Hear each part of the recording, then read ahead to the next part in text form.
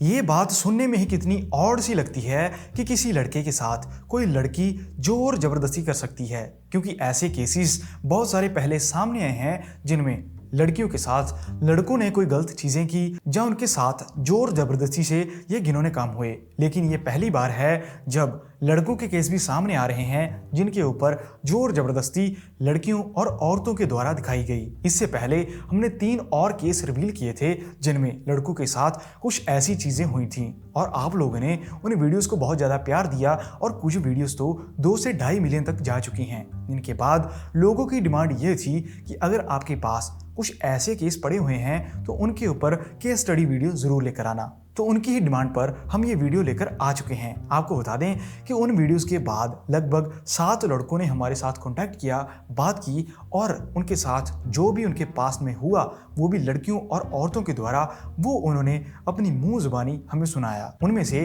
कुछ लड़कों के साथ मैंने कॉल पर भी बात की और बात करने के बाद मैं एक चीज़ ज़रूर क्लियर कर दूं कि जो भी उन्होंने बताया वो सुनाते हुए उन लड़कों की आंखें नम थी, अंदर से रूह कांप रही थी। और जब मैंने भी ये चीज़ें सुनी तो मुझे भी बहुत ज़्यादा सैड फील हुआ कि कैसे बचपन के अंदर उनके साथ ये चीज़ें हुई, जो बातें आज भी उनके साथ एक डरावने और घिनौने सपने की तरह जुड़ी हुई हैं, जिन्हें कि वो खुद अपनी फैमिली को भी बयान नहीं कर पाए। लेकिन वो लड़के चाहते थे कि एक बार उनकी कहानियां पब्लिक के सामने आनी चाहिए, जिसके बाद किसी और लड़के या लड़की के साथ ये सब चीज़ें ना हो। कहानी शुरू होने से पहले ही मैं आपको बता दूं कि ना ही हम उन लड़कों के रियल नेम रिवील करेंगे और ना ही उन इंसानों के जिन्होंने उनके साथ ये घिनौने काम किए। और इसी के साथ अगर आप लोग क्राइम और सस्पेंस से भरी कहानियां सुनना चाहते हैं तो हमारे चैनल डार्क वॉइस को एक बार जरूर सब्सक्राइब कर लेना और अगर वीडियोस बढ़िया लगती हैं तो कमेंट करके हमें जरूर बताते रहना। तो चलिए अब कहानी शुरू करते हैं बिना किसी देरी के। मेरा नाम है करण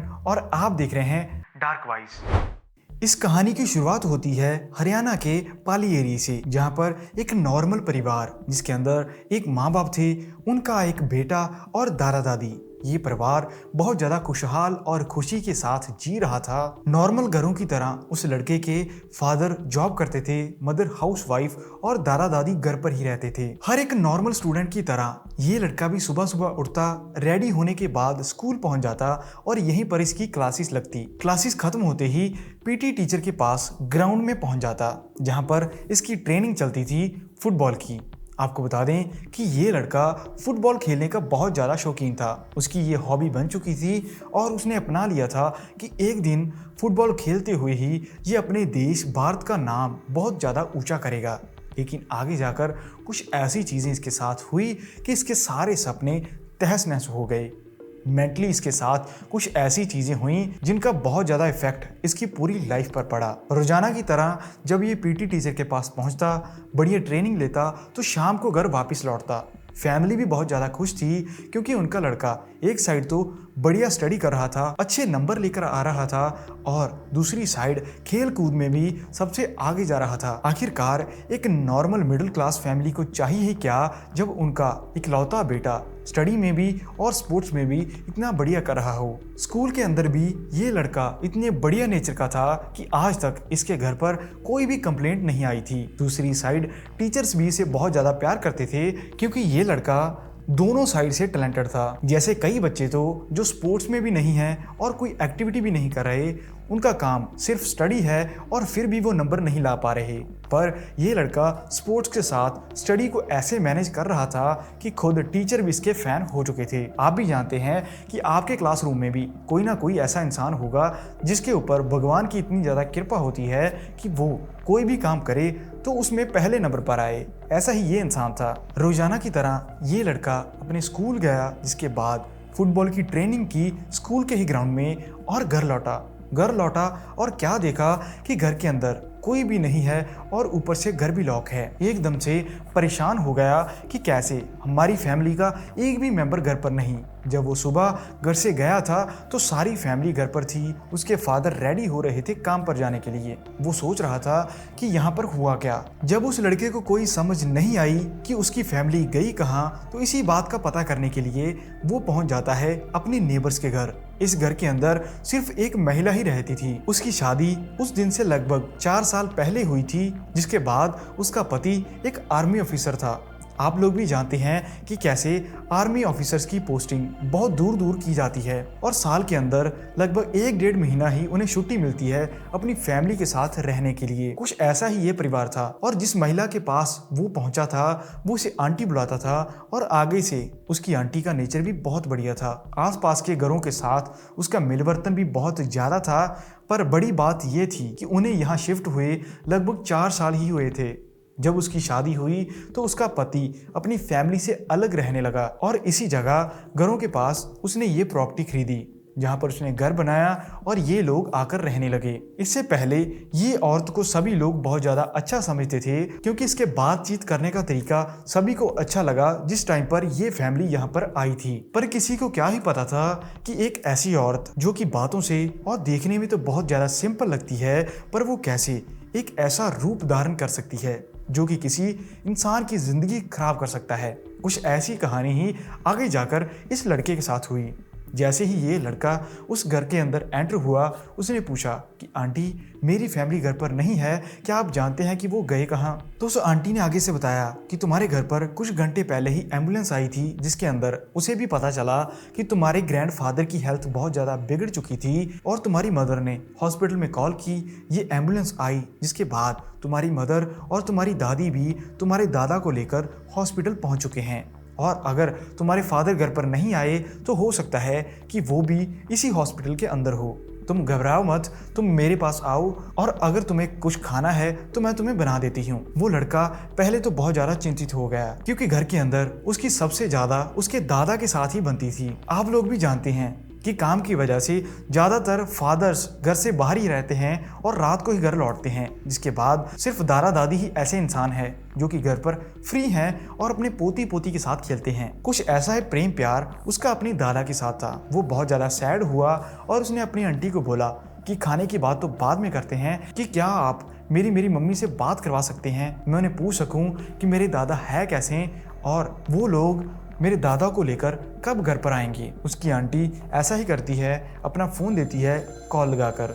वो अपनी मम्मी से बात करता है और उसकी माँ आगे से बताती है कि तुम घबराओ मत, तुम्हारे पापा दादा के पास रहेंगे और मैं दादी को लेकर रात को घर वापस आ जाऊंगी। वो अपने दादा का हाल पूछता है। सारी बातचीत होने के बाद ये कॉल कट कर दी जाती है। अब उस लड़के को पता था कि अभी तो 5 बजे हैं और जैसे कि उसकी मदर ने बोला कि वो लगभग रात को घर लौटेंगे तो वो समझ चुका था कि उतने घंटे उसे इसी घर में रहकर इंतजार करना पड़ेगा।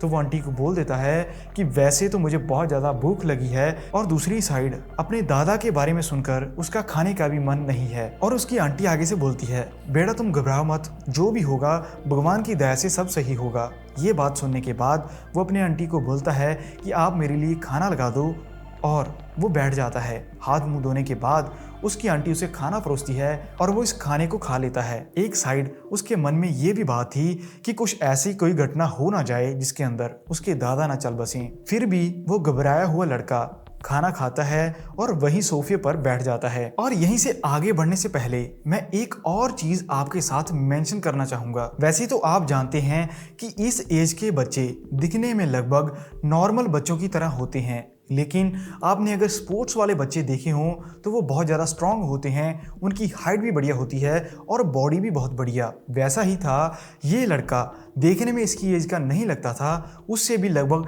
3-4 साल बड़ा, क्योंकि फुटबॉल खेलते हुए इसकी बॉडी भी बहुत बढ़िया बन चुकी थी और हाइट लगभग 6 फीट के राउंड थी, जो कि नॉर्मली इसकी एज के बच्चों की नहीं होती। अभी देखने में तो शरीर इतना बड़ा था ही, पर उसका दिमाग इतना ज़्यादा तेज नहीं था। उसकी सोचने की शक्ति और देखने का तरीका लगभग एक उसी की एज के बच्चे का था। उस लड़के को भी क्या ही पता कि जो उसकी अच्छी हाइट और अच्छी सेहत है उसे देखकर भी किसी का मन डोल जाएगा और उसके साथ ये इतनी बड़ी चीज़, ये इतनी बड़ी घटना हो जाएगी जो उसके साथ पूरी जिंदगी एक ट्रॉमे की तरह रहेगी। और इससे भी एक बहुत बड़ी बात आपको बता दूं कि जो आगे महिला थी उसकी एज थी लगभग 26 और 27। शादी को लगभग 4 साल हो चुके थे और उसका कोई भी बच्चा नहीं था। दूसरी साइड उसके जो पति थे वो आर्मी में थे और थोड़े टाइम के लिए ही उसके पास घर पर रहने के लिए आते थे और शायद यही कारण था जिसके बाद उसने इस लड़के के साथ की और ये घटना हुई। और बड़ी बात ये थी कि लास्ट टाइम वो अपने पति से भी लगभग 8 महीने पहले मिली थी। 8 महीनों से उसका पति किसी वजह से छुट्टी पर भी नहीं आया था। वो अंदर से भी बहुत ज्यादा भर चुकी थी, उससे रहा नहीं जा रहा था, जिसके बाद उसने ये आगे वाला स्टेप लिया। लड़के के खाना खाने के बाद वो बर्तन ले जाकर किचन में रख देती है और उसी सोफा पर आकर उस लड़के के पास बैठती है। लड़का अभी भी बहुत ज़्यादा परेशान था, सोच रहा था कि क्या उसके दादा घर पर लौटेंगे भी या नहीं, और दूसरी साइड वो वेट भी कर रहा था कि कब उसकी मदर और उसकी दादी घर पर आएंगे। इसी बीच ये औरत उसके पास बैठती है, धीरे धीरे उसे बातें करनी शुरू करती है। वो उस लड़के का मन जीत रही थी, ऐसी बातें बोलकर, तुम घबराओ मत, तुम्हारे ग्रैंडफादर के साथ कुछ भी नहीं होगा, वो घर लौट आएंगे, और अगर तुम्हें कुछ और खाना है या कोई और चीज तुम्हें चाहिए तो मैं अभी तुम्हें लाकर देती हूँ। पर वो लड़का आगे से ना बोल देता है। उसे भी क्या ही पता था कि इस औरत के मन में उसके बारे में क्या चल रहा है। जिसके बाद वो धीरे धीरे उस लड़के के पास गई, उसके सर पर हाथ रखा और यहीं से इस गलत काम की शुरुआत हुई। उसने धीरे धीरे लड़के के कपड़े उतारने की कोशिश की। वो आगे से बोलता है कि आंटी आप ये क्या कर रही हो, पर वो औरत एक भी नहीं सुनती। धीरे धीरे लड़के को पकड़कर उस सोफे पर लेटा देती है। उसको समझ भी नहीं आई कि उसके साथ हो क्या रहा है, क्योंकि उसने अपनी पूरी जिंदगी में कोई ऐसा काम ना तो किया और ना ही उसे पता था कि इसी टाइम पर उसके साथ हो सकता है। वो बहुत ज़्यादा शॉक में था कि कैसे उसे एक औरत टच कर रही है। वो लड़का सोच रहा था कि वो कैसे इस काम में फंसा, क्योंकि वो खुद नहीं चाहता था कि उसके साथ ये काम हो। वो इस काम को गंदे काम समझता था और उसकी ज़िंदगी, उसकी स्टडी, उसकी फैमिली और सिर्फ फुटबॉल में ही रह चुकी थी। पर फिर भी वो औरत उसकी एक भी नहीं सुनती और इस काम को अंजाम दे देती है और उसके ऊपर चढ़ जाती है। ये पहली बार था कि जब उस औरत ने लड़के के साथ ये इतनी बड़ी गलती की, जिसके बाद वो लड़का अंदर से टूट गया। उसे रोना भी आ रहा था, लेकिन वो शो भी नहीं करना चाहता था। अपने कपड़े डालने के बाद उसने अपना स्कूल का बैग उठाया और अपने घर के बाहर जाकर बैठ गया और लगभग 1-1.5 घंटा वेट की उसने वहीं अपने घर के बाहर बैठकर। जिसके बाद उसकी मदर और उसकी दादी आ जाती हैं। उन्होंने आकर देखा कि उनका लड़का कैसे घर के ही बाहर बैठा है। वो उसे पूछती हैं कि तुम अपनी आंटी के घर पर क्यों नहीं रहे, तुम वेट कर सकते थे वहां पर रहकर। तो वो आगे से बताता है कि मैं अभी अभी वहां से उठकर आया हूँ। जिसके बाद वो घर को अनलॉक करते हैं और घर के अंदर चले जाते हैं। वो लड़का एक साइड ये सोच रहा था कि क्या वो अपनी मदर को इस चीज़ के बारे में बताए या नहीं, दूसरी साइड उसे ये भी था कि कैसे उसकी फैमिली एक ऐसे बड़े दुख से गुजर रही है। तो वो इस बात को दबा देता है और सारी रात इसी के बारे में बार बार सोचता है। यहीं पर मैं एक और चीज़ मेंशन करना चाहूँगा। हमारे देश के अंदर बहुत ज़्यादा मात्रा में लड़कों को, और जो लोग पढ़े लिखे नहीं हैं उन्हें भी ये चीज़ लगती है, अगर लड़की के साथ कोई गलत चीज़ हुई तो वो तो वाकई में ही गलत, लेकिन अगर किसी लड़के के साथ हुई तो वो तो एक अपॉर्चुनिटी है, वो तो सही चीज़ है, लड़के को उसका फ़ायदा उठाना चाहिए। मैं आपको बता दूं, ऐसा बिल्कुल भी नहीं, क्योंकि मैंने बहुत सारे लड़कों से बात की जिनके साथ ये चीज़ें हो चुकी हैं। ये एक बड़ा ट्रॉमा बन जाता है, आपकी ज़िंदगी ख़राब कर देता है जब आपकी मर्जी के बिना कोई इंसान आपके साथ कोई ऐसी चीज़ कर दे। वैसा ही उस इंसान के साथ भी हुआ। वो टूटा हुआ, अंदर से घबराया हुआ सारी रात निकालता है। अगले ही दिन शाम के वक्त उसके दादा और फादर भी घर पर आ जाते हैं, उन्हें छुट्टी मिल जाती है। और इसी घटना के बाद उसकी ज़िंदगी किसी नॉर्मल इंसान की तरह नहीं रही। वो ट्रॉमा, वो चीज़ उसके दिमाग में बैठ चुकी थी और वो घबराता था उस घर की ओर देखने के लिए भी। और यहीं पर उस लड़के की सबसे बड़ी गलती थी, जो कि उसने खुद मेरे पास भी कबूली कि भाई अगर मैं उस टाइम पर कोई एक्शन लेता या मैं अपने मदर फादर को बताता तो आज शायद वो ट्रॉमा तो मेरे पास रहता, लेकिन एक सेटिस्फेक्शन होती कि जिसने भी मेरे साथ बुरा किया उसका मुझे इंसाफ मिला। उसने अपने मदर फादर को नहीं बताया, वो लड़की, वो औरत गिरफ्तार नहीं की गई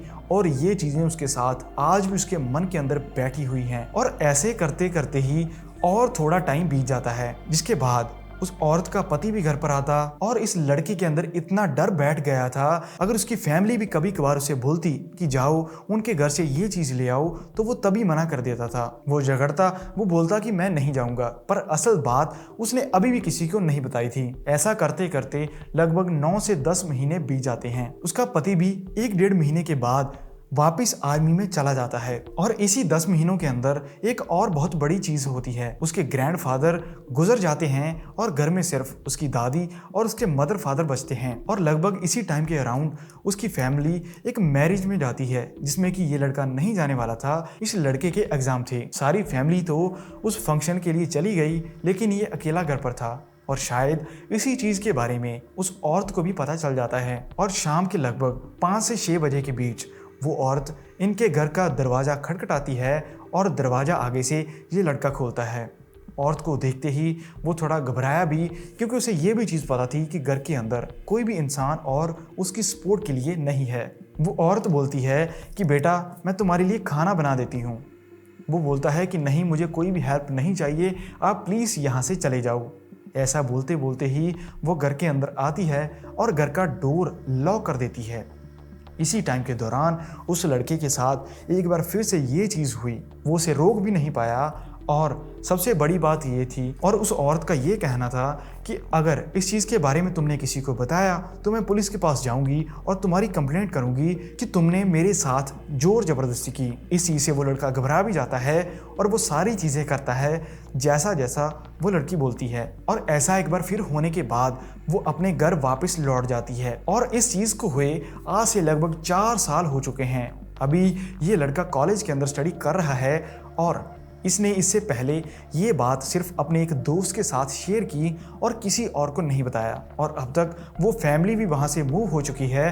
पर फिर भी सबसे बड़ी बात और दिलेरी उस लड़के की मैं ये मानूंगा कि उसने हिम्मत जुटाई और हमारे साथ ये स्टोरी शेयर की।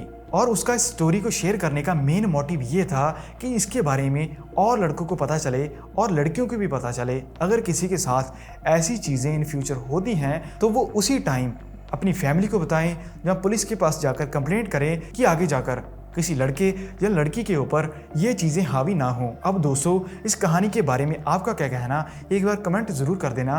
और ऐसी वीडियोस के लिए हमारे चैनल को सब्सक्राइब ज़रूर कर लेना और भूलिए मत चैनल का नाम डार्क वाइज।